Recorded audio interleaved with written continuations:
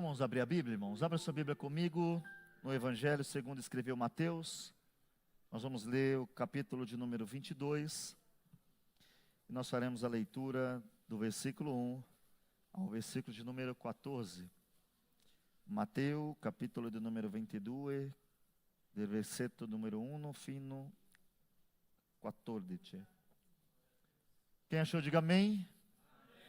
A palavra nos diz assim: então Jesus, tomando a palavra, tornou a falar-lhes em parábolas, dizendo: o reino dos céus é semelhante a um certo rei, que celebrou as bodas de seu filho, e enviou os seus servos a chamar os convidados para as bodas, e estes não quiseram vir. Depois enviou outros servos, dizendo: dizei aos convidados: eis que tenho o meu jantar preparado, os meus bois e cevados já mortos, e tudo pronto está. Vinde às bodas. Porém eles, não fazendo caso, foram um para o seu campo e o outro para o seu negócio. E os outros, apoderando-se dos servos, os ultrajaram e o mataram. E o rei, tendo notícias disso, ensolarizou-se e enviou os seus exércitos, destruiu aqueles homicidas e incendiou a sua cidade. Então disse aos servos: as bodas, na verdade, estão preparadas, mas os convidados não eram dignos. E depois, às saídas dos caminhos, e convidai para as bodas a todos os que encontrarem. E os servos, saindo pelo caminho, ajuntaram todos quantos encontraram, tanto os maus como bons. E a festa nupcial ficou cheia de convidados. E o rei, entrando para ver os convidados, viu ali um homem que não estava trajado com vestes nupciais. E disse-lhe: amigo, como entrastes aqui, não tendo veste nupcial? E ele emudeceu. Disse então o rei aos servos: amarrai-o de pés e mãos, levai-o e lançai-o nas trevas exteriores. Ali haverá pranto e ranger de dentes, porque muitos são chamados, mas poucos escolhidos. Meus irmãos, eu acabei de ler um texto que traz uma mensagem onde Jesus está respondendo fariseus, e dentro disso ele começa a usar parábolas. E dentro das parábolas ele vai trazer bodas do seu filho, dizendo que elas estão prontas, e tem um contexto aqui. Mas antes de começar a pregar sobre isso, eu queria perguntar se tem alguém aqui. Escusa, tem uma tradução acontecendo, então eu vou falar um pouco mais devagar. Eu vou fazer uma pergunta, se você tiver, seja rápido, tá bom? Não pense muito não. Tem alguém aqui que precisa de 10 euros? Levanta a mão aí. Quem é aqui que precisa de 10 euros? Tem alguém que precisa? Alessandra, pode dar para ela. Vem cá pegar, Alessandra, 10 euros, vem cá. Que isso, Silvio Santos? Espera aí. Deus abençoe, viu? 10 euros. Eu ia dar 50, mas falei, não, é muito. É só para um exemplo, eu vou ir devagar. Eu fiz isso aqui antes, porque orando a Deus, falando com Deus sobre o que a gente tem visto, a gente tem perdido a percepção do valor do Evangelho. Nós temos perdido. Você pode pensar que está tudo bem, mas o diácono Washington falou uma coisa que a gente tem que também refletir. Dinheiro não está faltando, entenda o que eu estou falando. Dinheiro tem, comida tem. Quem nunca teve uso aqui na Itália, tem um negócio chamado Caritas, que eles dão comida boa, viu? É só se inscrever lá que você pega. O Pedro viveu algum tempo disso, né? E sabem que... Então, existem recursos para aumentar os seus dias físicos. Existem pessoas dando roupa para todo quanto é lugar. Se você der um grito aqui agora que está sem roupa, você vai ter que sair daqui com 5 sacos de roupa. Isso não falta. Se você falar aqui agora que está com fome, você não vai sair daqui com fome. Mas existe algo muito mais importante do que dinheiro, e nós estamos perdendo a significância que isso tem para nós. Perceba que quando a gente fala de valor financeiro, é claro, se você soubesse que eu ia dar, você tinha levantado a mão mais rápido, você não pensou, ele não vai dar dinheiro, né? Se eu sacar a outra nota que está aqui no bolso e falar quem quer, vai ser rapidinho, várias pessoas. Já está todo mundo meio na expectativa. Se ele falar alguma coisa, tirar uma nota de 50, eu vou lá. Mas sabe por que isso? Porque nós só vamos buscar o que para nós tem valor. Se eu levantar aqui um valor de 5 centavos, 1 centavo, ninguém vai vir aqui. É dinheiro? É dinheiro, mas para mim não tem valor. Tem irmãos aqui que não precisam de 10 euros. Então, para você 10 euros foi quase como não falar nada, porque você também. E quando a gente lê o texto bíblico, ele traz uma ideia que a gente precisava voltar a entender. O mundo tem rejeitado o evangelho. Cristãos estão rejeitando o evangelho. Muitas pessoas estão sendo banalizadas pelo simples fato de falar de Jesus. Diácono Washington disse para os jovens falarem e fez uma pergunta para eles. Vocês falaram para alguém nessa semana de Jesus na escola? Porque fica um desafio, né? Não tem para que falar. E quem te ouvir também não vai sentir necessidade de buscar. Existe dentro desse cenário o que Paulo escreve aos Coríntios. Eu quero que você abra a sua Bíblia comigo, capítulo de número 4 da segunda carta, e o versículo de número 4. Vamos ler o 3 e o 4, que eu acho que fica melhor.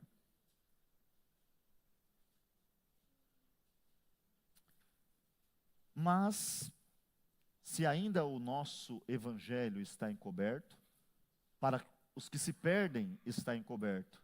No versículo 4 ele traz a razão, nas quais o Deus deste século cegou os entendimentos dos incrédulos, para que lhes não resplandeça a luz do evangelho da glória de Cristo, que é a imagem de Deus.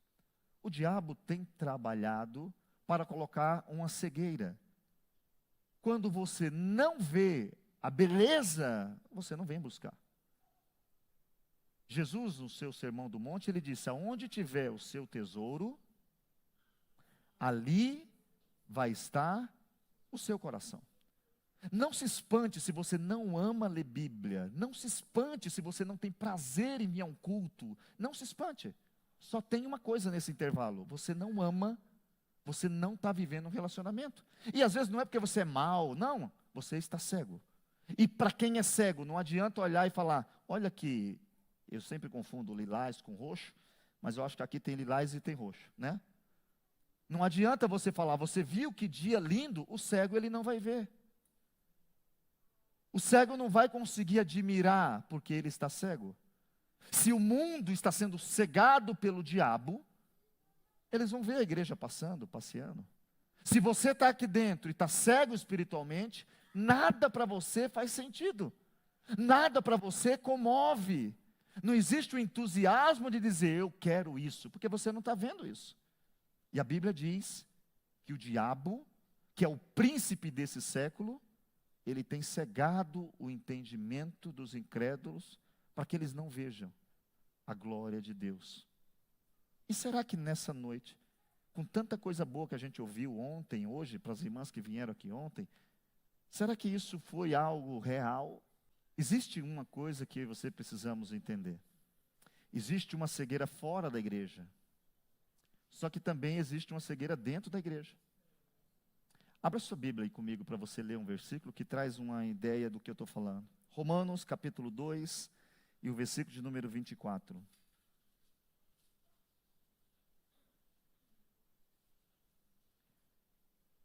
Porque como está escrito, o nome de Deus, ele é blasfemado entre os gentios ou estrangeiros, como muitos gostam de falar, por causa de vós.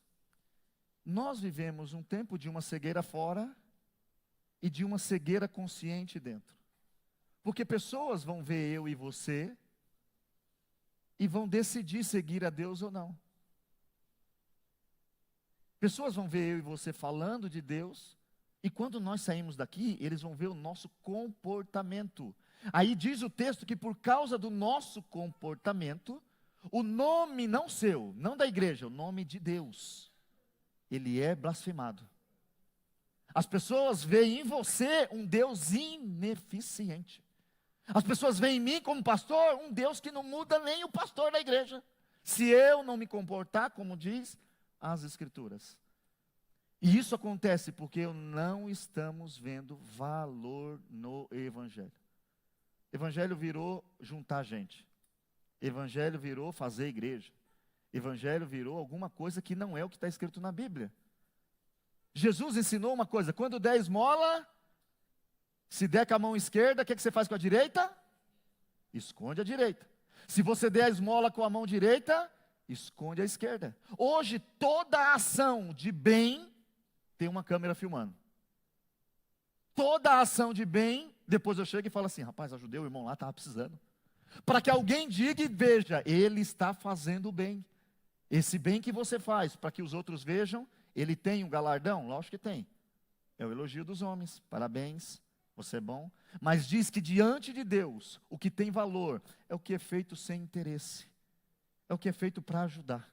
É o que é feito para sustentar.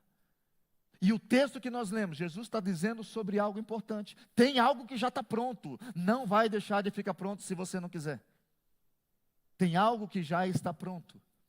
É lógico, teologicamente, exegeticamente, Jesus está falando com quem? Com os judeus. Jesus está dizendo: vocês eram os convidados. Vocês foram convidados para vir. Só que vocês não aceitaram. E eu não ignorei vocês, eu insisti com vocês. Mandei outros, mas o que vocês fizeram? Vocês mataram outros. E como vocês não quiseram a primeira vez, não quiseram a segunda vez, eu abri a porta para um povo que não tinha esperança. E eu mandei trazer todos eles, seja bom ou seja mal. Vem porque está pronto, precisa ter gente. E aí, é o que eu quero falar aqui hoje. Todos nós somos convidados para estar aqui. Todos nós somos chamados pelo Pai para participar das bodas do seu filho. Só que aí dentro daquela festa, tinha um homem que tinha ficado desapercebido. Tinha uma pessoa que estava dentro, ou não estava? Lógico que estava. Ele foi convidado ou não foi? Só que ele não estava tendo compromisso. Porque as suas vestes não estavam aptas para estar naquele lugar. Quando falamos disso, está dizendo o seguinte: ei, tudo é de graça, mas existe uma responsabilidade para aqueles que são convidados. E quando nós perdemos devagar e consideramos nada o Evangelho, irmãos, a gente não se preocupa. Escute o que eu vou falar aqui, porque isso aqui me incomodou toda essa semana, em senso de refletir, de pensar nessa falsa segurança. Todo mundo que tem dinheiro, irmãos, eles não eu vou falar por mim. Quando nós temos dinheiro, nós ficamos muito tranquilos. Seja sincero. Se tem uma coisa que mexe com o ser humano, é a falta do recurso financeiro. Se você estiver triste e tiver dinheiro, você faz uma viagem. Dá uma alegradinha ou não dá? Acho que dá. Você está passando uma dificuldade, você sai para fazer um passeio com a família, você se diverte ou não se diverte? Não seja ignorante, não, se diverte. Mas é por momentos. É frações de alegria. E tem muito cristão vivendo, ignorando o chamado, o convite, mas ainda tem no seu bolso dinheiro. E muitos ainda dizem por aí, dentro da igreja, que se você não tem dinheiro é porque Deus não te ama. Não é isso? A pregação de Satanás é essa. A prova que você está sem Deus é que você não tem dinheiro. Muitos dizem isso dentro de igrejas. Sendo que o Filho de Deus disse: eu não tenho onde pôr minha cabeça. Eu não tenho nem onde entrar. Mas o ser humano vai perdendo o valor que tem o convite de Jesus. Abra sua Bíblia, por gentileza. Quero ler um texto com você. 2 Timóteo, capítulo 4, versículo 3. A Bíblia traz uma informação dizendo de um tempo. Um período de tempo que vai trazer sobre a humanidade uma situação que não é comum. Porque virá um tempo em que não suportarão a sã doutrina, mas tendo coceira nos ouvidos, amontoarão para si doutores conforme as suas próprias concupiscências. Tem uma versão que diz muitos mestres. As pessoas vão, dentro desses dias, não vão suportar Eu não quero saber falar de Deus, de santidade, de compromisso. Eu quero algo que me agrade. Eu quero algo que satisfaça o meu prazer. E isso vai trazer para a sociedade uma busca não pelo Evangelho de Cristo, mas pela uma supremacia sobre a vida de alguém, um reconhecimento que eu sou melhor que alguém, e vamos perdendo o quê? Interesse. Você imagine que dentro do que eu estou falando, se aqui na frente tivesse um pote de ouro, e dizendo o seguinte: quem responder as perguntas no final do culto vai ganhar o pote de ouro. Todos nós estaríamos com uma caneta na mão, talvez alguns iriam pôr para gravar, para ver rapidinho, iriam mensurar o valor que tem aquilo, mas quando se fala de uma palavra que traz um convite santo, para um povo santo morar num lugar eterno, aí já não parece que é legal, porque amanhã eu preciso achar um emprego, amanhã eu preciso achar uma casa para alugar, mudaram a lei da cidadania, meu Deus, meus documentos, como é que vai ser? Nós sabemos de tudo que interfere a nossa vida material, mas muitas vezes não se preocupamos para interferir na vida espiritual. E o mundo não precisa mais, eu vou falar isso aqui com muita clareza, não precisa mais de denominação, não precisa mais de tanta parede sendo levantada. O mundo precisa de um povo fora das paredes, vivendo em santidade, vivendo em verdade e tendo um compromisso de ser um convidado especial naquele dia. Mas quando eu perdo o valor disso, não tem valor. Irmãos, entenda o seguinte: não tem valor. O Evangelho se transformou em cura só, por mais que ele cure. A maior prova de um Evangelho verdadeiro é que eu não preciso ser curado para adorar. Eu não preciso receber para adorar. Ele me salvou, Ele me perdoou. Nós não temos mais visto valor no Evangelho. Quantas pessoas estão na igreja fraco, irmãos, e eu não entendo. Você pode falar, mas não dá para entender um cristão na igreja que vive só fraco. A Bíblia, ela traz um reflexo dizendo que isso daqui é alimento. Já leram? Alimento. Todo mundo sabe que quem não se alimenta bem fica fraco, fica desnutrido. Se você entende o que eu estou falando, porque tem gente que é falta de conhecimento total. Então você fala isso, eu não sabe a minha dor. Lógico que você vai ter momentos de dor. Lógico que você vai ter momentos de dia triste. A Bíblia diz. Mas nós estamos falando fraco para se afastar de Deus. Tem gente que está fraco só para Deus. Ele vai para toda festa, ele vai para todo parque, ele vai para todo trabalho. Mas quando fala que é algo para Deus, ele sente cansaço. Quando fala que e não adianta, você só está sem alimento. Espiritualmente desnutrido, tudo de Deus é doloroso. Tudo de Deus tem que olhar, tem que observar. Aparte-se você do mal, se achegue a Deus, faça um compromisso nessa noite. Comece a fazer uma verificação no seu. E não adianta olhar a vida de ninguém. Quem olha a vida dos outros fica no pecado que está. Se você olhar a sua, corrigir a sua, esse mundo vai ter mais um cristão. Tem gente querendo salvar o mundo inteiro e não cuida da família. Tem gente querendo pregar para os outros e não prega para si mesmo. Tem gente fazendo campanha de oração na casa dos outros, mas não ora em casa com o filho, não ora em casa com a esposa, não lê Bíblia com a esposa, não ora com a esposa. Então para! Abra sua Bíblia, por gentileza. E eu não estou nervoso. É, porque tem gente que fala, o senhor está nervoso? Não, é só o jeito. 1 Coríntios capítulo 2, verso 14. Paulo diz uma coisa que é necessário eu e você pensar.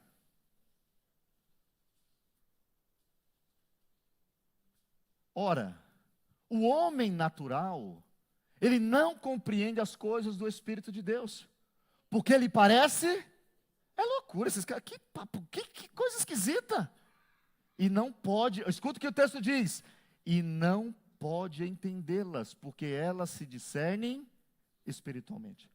O mundo está trazendo para nós uma noção de moralidade invertida. O mundo hoje diz que tudo é uma questão de ponto de vista. Para mim, isso não é errado. Para mim, isso está tudo bem. E aí entra uma coisa chamada relativismo. Que tudo é relativo a você. Cada um cria a sua moral. Cada um cria o seu personagem. E aí você vai ver gente que se sente Deus. E vai ter gente que se sente o pior dos piores. E falta entre o povo de Deus uma coisa chamada equilíbrio. Quando estamos alegres demais. Aí todo mundo olha e fala, como está alegre? No outro dia, Você olha aquela pessoa e fala, o que aconteceu com aquela pessoa? É preciso nessa noite ter um entendimento que só vou conseguir entender as coisas de Deus se eu estiver indo na direção de Deus. Mas o mundo traz para nós uma desvalorização do espiritual. Aí você vai ter igrejas brincando com o espiritual. Aí nós duvidamos um pouco de Deus, porque nós falamos, por que Deus está deixando aquela pessoa fazer aquelas brincadeiras?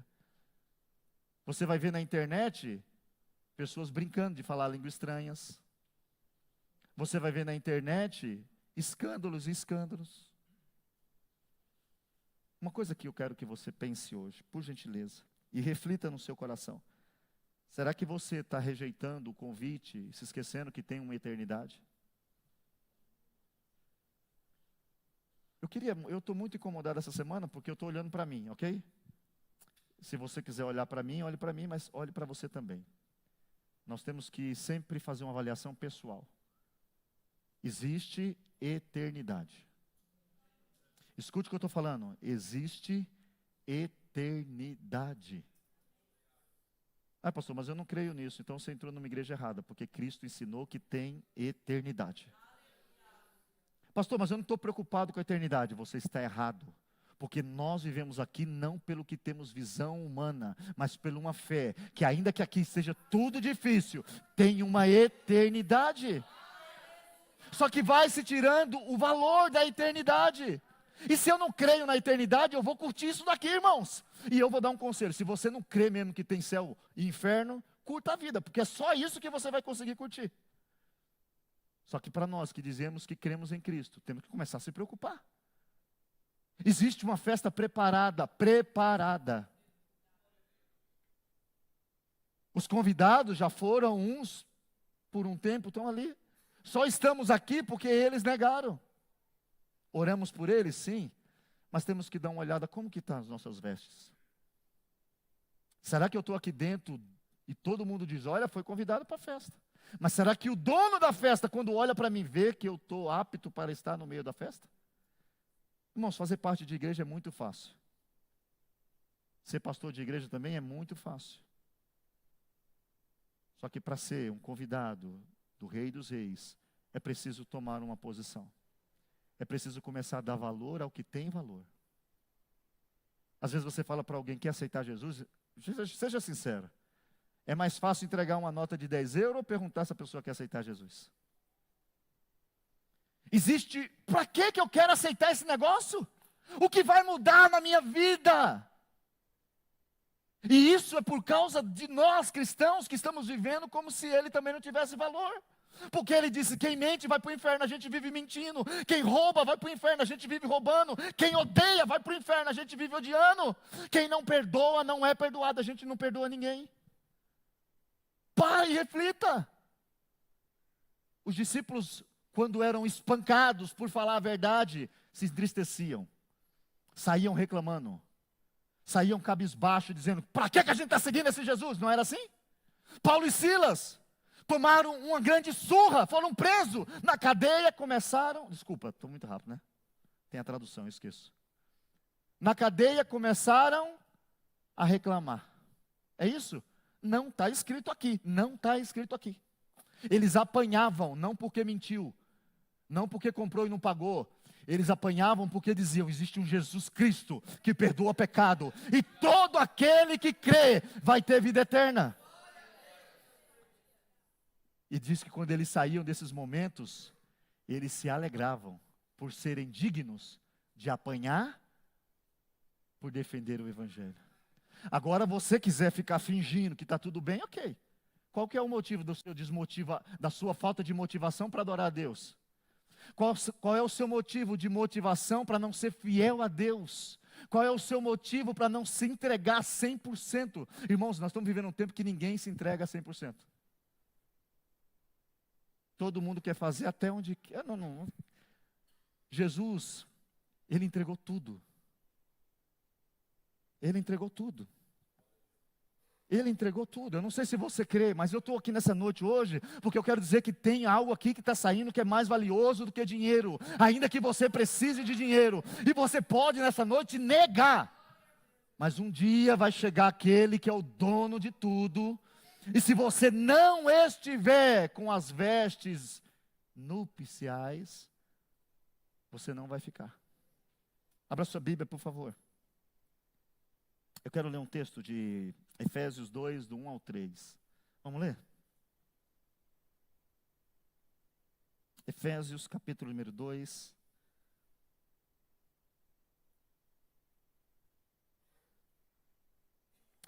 E vos vivificou, estando vós mortos em ofensas e pecados, em que noutro tempo andaste segundo o curso deste mundo, segundo o príncipe das potestades do ar, do espírito que agora opera nos filhos da desobediência. Olha o versículo 3.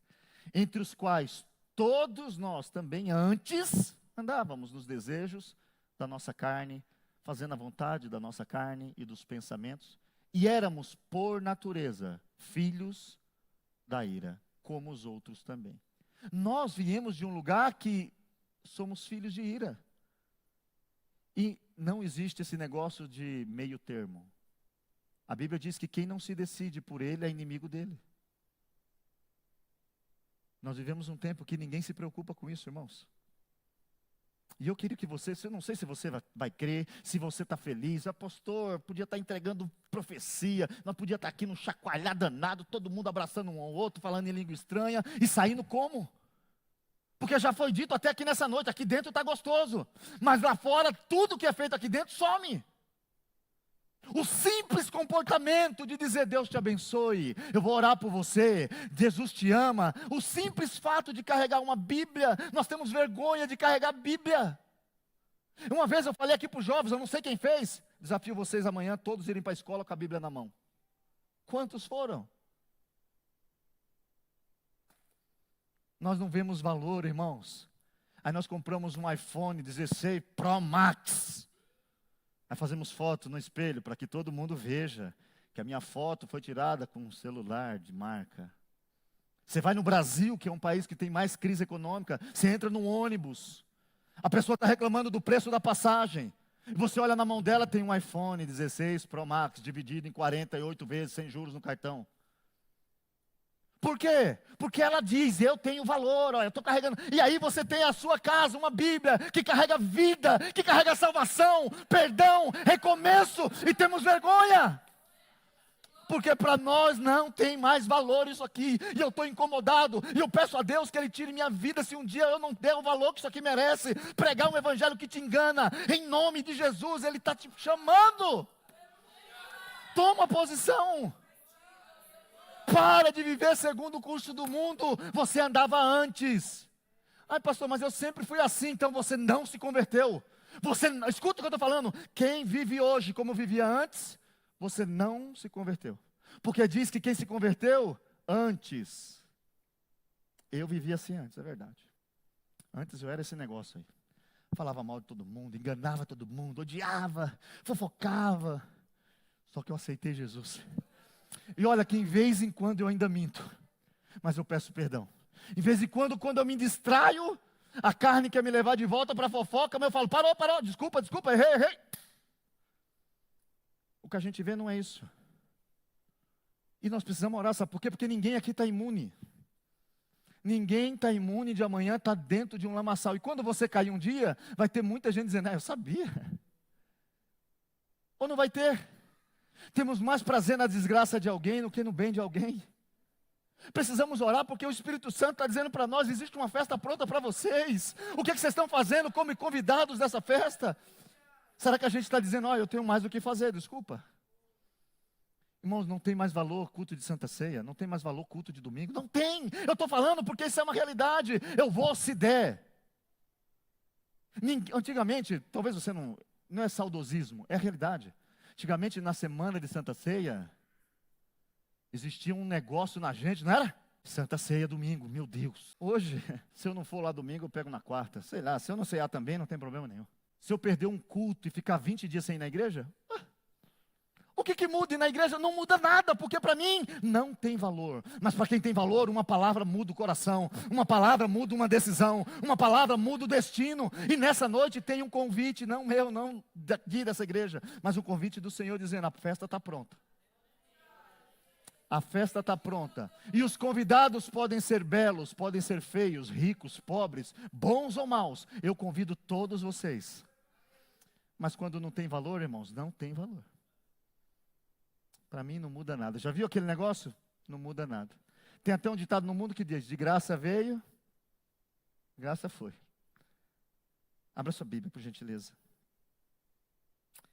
Hebreus capítulo 5, verso 12.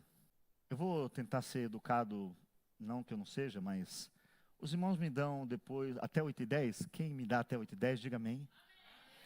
Quem não dá, diga amém. Ô irmão, você tinha que ter falado amém, irmão. Então tá bom, eu vou até 8:10, tá bom?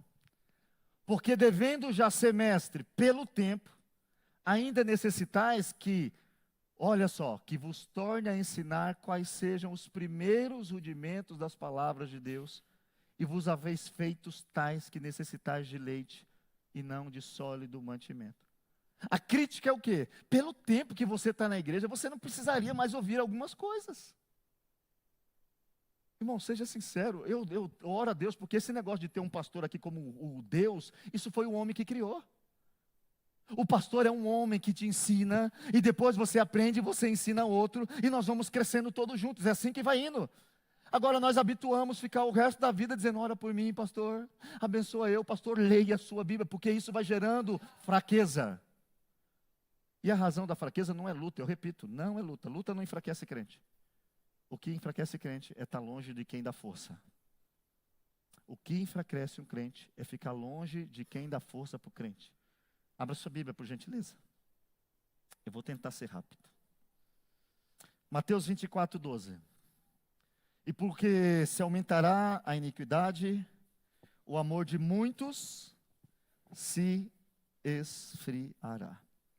Apocalipse 3, do versículo 1. Apocalipse 3:1 diz uma coisa que diz assim, ó: e ao anjo da igreja que está em Sardes escreve: isto diz o que tem os 7 Espíritos de Deus e as 7 estrelas. Conheço as tuas obras, que tens nome de que vives e estais morto. O texto que vai ser mencionado em Mateus diz: olha, por se aumentar o número de pecado, o amor. E entenda, não é pecado lá fora, porque pecado lá fora foi sempre normal, ou não foi? Por se aumentar a iniquidade aonde? Aqui dentro. Você vai vir aqui e não vai crer no que está escrito aqui. Você vai subir aqui, vai falar do que está escrito aqui, mas você não vive o que está escrito aqui. Você vai dizer que ama Deus acima de todas as coisas, mas você troca Ele até por um filme de streaming que está lá o resto da vida. Você desanima com Deus por causa de pessoas que nunca te amaram. Você desanima com tudo que é santo. Mas aí o texto diz: é por isso. Então, o que vai fazer o esfriamento acontecer? Pecado. Todo homem que decide viver um pecado como comum, ele começa a ter fraqueza. O profeta Isaías vai dizer no capítulo 59 que a mão de Deus não está encolhida, que o ouvido dele não está fechado. Só que o pecado não confessado e arrependido, ele cria o quê? Uma separação entre eu e Deus. E aí o texto diz que Deus não me ouve. E não é no sentido de não ouvir como se ele não tivesse, é não responder. Ele está te ouvindo, mas você fala: não vou te responder. Existe um evangelho de adaptação ao que eu quero, não é isso? Ou não? Você não vê isso por aí? Existe um evangelho, irmãos, daqueles caras que quer matar todo mundo. Também existe isso aí. Tudo é pecado, pecado, pecado, pecado, pecado, quer matar todo mundo. A Bíblia diz: não seja demasiadamente santo e nem seja demasiadamente pecador, porque senão você vai morrer. O que ele está dizendo? Seja equilibrado. Quando errar, não se desespere, peça perdão e mude. Só que se arrepender não é falar, é mudar.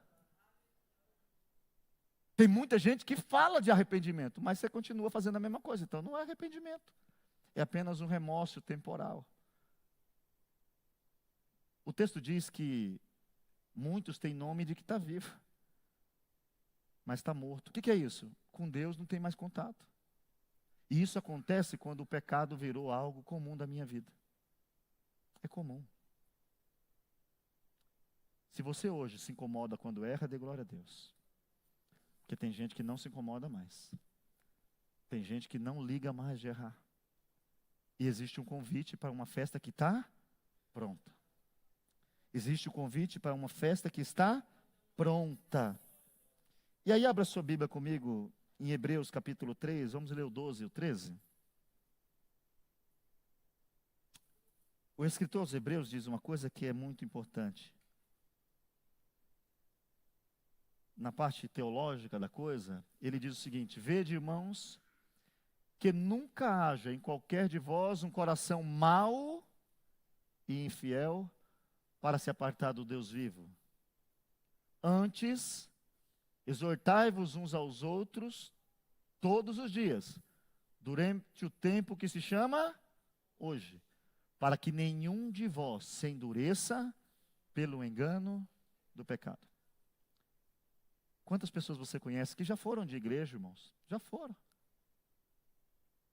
Mas o pecado lhe enganou e hoje eles são duros. Sabe o que é duro? Não passa. Jesus te ama. Volta para a igreja. Já viram alguém assim? Não entra mais nada. Por quê? A gente parou de fazer aquilo ali, ó. Exortar um ao outro. Vamos, meu irmão, continua. Isso é exortar, não é ficar xingando ninguém não, tá? Vai, continua, vai, se anima. Só que entenda, Jesus disse que você tem que querer.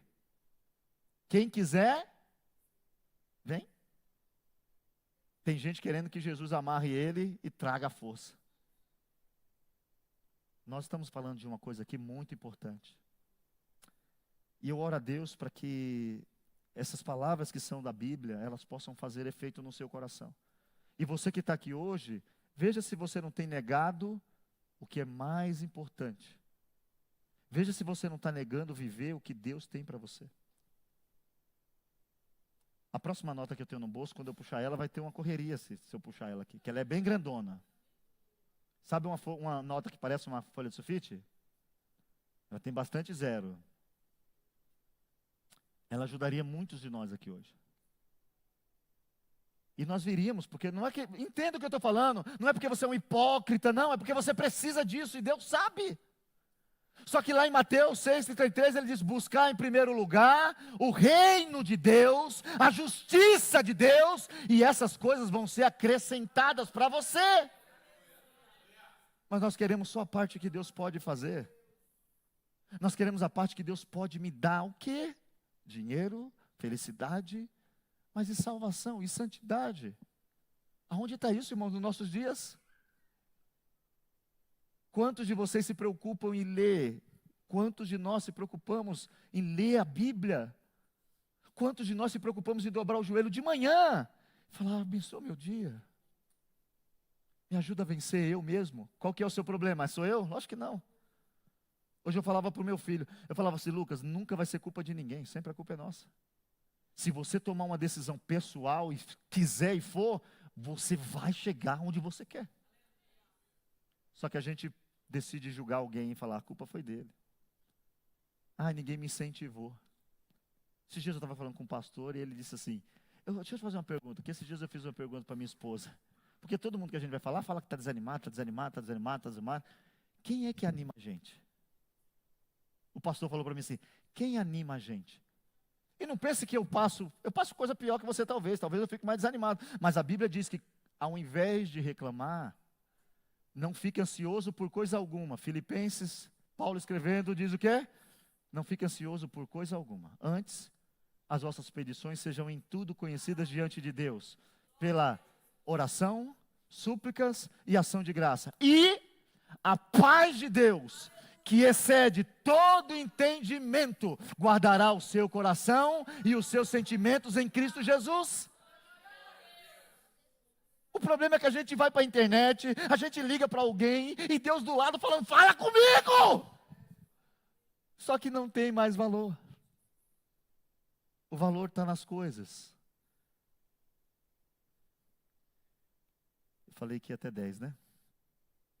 Abra sua Bíblia, deixa eu ler mais um versículo, por favor. Mateus 16, 24, vamos ler? Eu estou pulando um pouco, mas eu acho que vai dar tempo.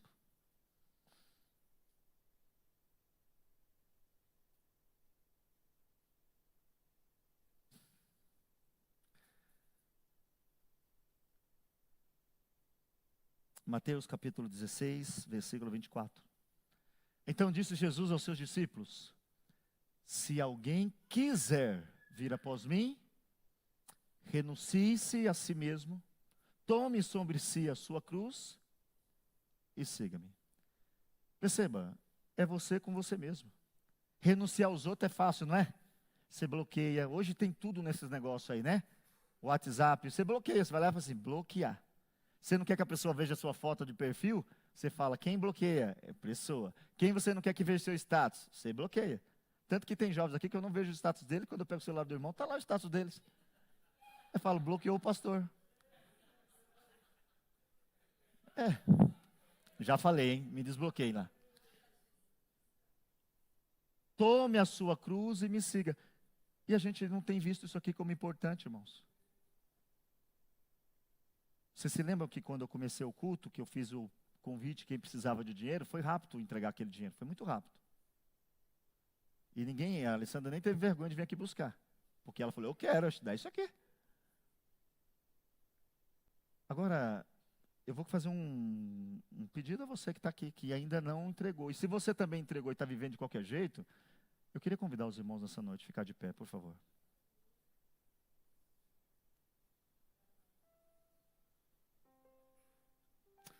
Coloca para mim Romanos 13, 11, por favor, aqui.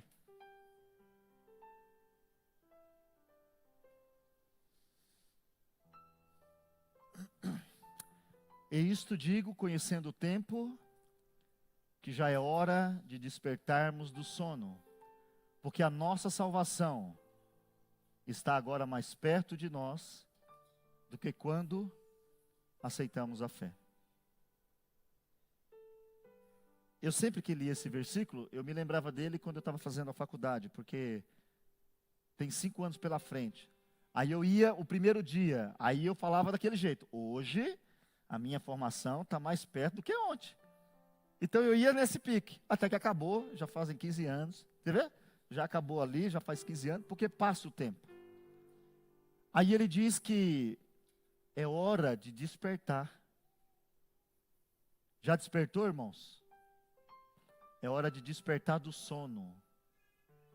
Porque hoje, a nossa salvação, para quem não crê nisso, para quem está cego, mas a nossa salvação hoje, ela está mais perto do que no dia que a gente aceitou a fé.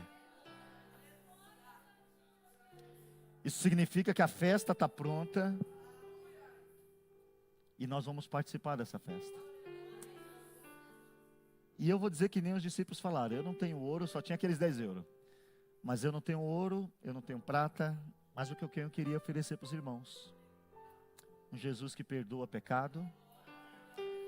Um Jesus que dá força para continuar. Um Jesus que não me despreza quando todo mundo me despreza. Um Jesus que entende até os meus chiliques. Eu queria perguntar se tem alguém que quer aceitar esse Jesus. Alguém que quer receber Ele como seu Senhor e seu Salvador. Se tem alguém aqui que está longe, pastor, eu estou longe. Eu não queria que você desse desculpa, eu queria que você tomasse uma atitude. Se tem alguém que quer aceitar Jesus, vem aqui que eu queria orar por você. Alguém que quer entregar a sua vida para Deus, que quer retornar, alguém que está vivendo fora disso. Queria pedir que você viesse aqui para a gente orar por você. E se tem alguém aqui dentro, irmãos, que está vivendo como um descrente, com o nome de crente, é um convite que você não vai querer vir, que você fala, se eu for, vai todo mundo pensar que eu estou fazendo o quê? A gente se preocupa com os outros, não se preocupa. O que vão pensar que eu estou fazendo? Eu estou falando que existe uma palavra de Deus dizendo, olha, a festa está pronta, só que vai ter um dia que vai chegar o dono da festa e vai blocar tudo. E se a gente continuar tratando a igreja como aquilo que é, se der, se a gente não vê valor na pregação, quem canta aqui no grupo de louvor, se você não vê valor em cantar, pare de cantar. Se obreiros dessa igreja não vê valor em servir ao Rei dos Reis, Senhor dos Senhores, pare de servir hoje. Não faça de qualquer jeito, porque isso aqui é a maior validade que o mundo precisa. É isso daqui, ó. Talvez ninguém valorize mais, mas é isso aqui. A Bíblia Sagrada. O livro que muitos querem que pare de ler. O livro que mais de 50 países param de ler. E você tem aí e não gosta de ler. Se tem alguém que quer aceitar o Senhor, vem aqui na frente, eu queria orar por você.